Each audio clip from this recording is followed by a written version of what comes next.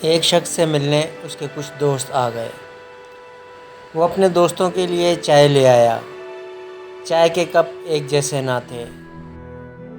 کوئی cup crystal کا تھا، کوئی پلاسٹک کا اور کوئی ماربل کا تھا۔ اس نے بغیر سوچے سمجھے ایک ایک کر کے کپ دوستوں کو پیش کر دی۔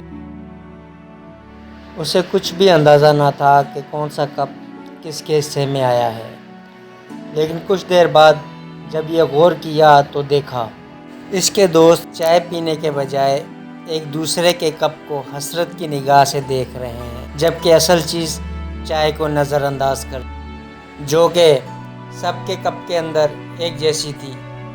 یہی حال ہماری زندگی کا ہے، جو کہ دکھ اور سکھ کے ساتھ ہم سب کو ایک جیسی ملی ہے، لیکن ہم دوسروں کی زندگی کو حسرت کی نگاہ سے دیکھتے رہتے اور اپنی زندگی کی رونق کو انجوائے کرنا بھول جاتے ہیں۔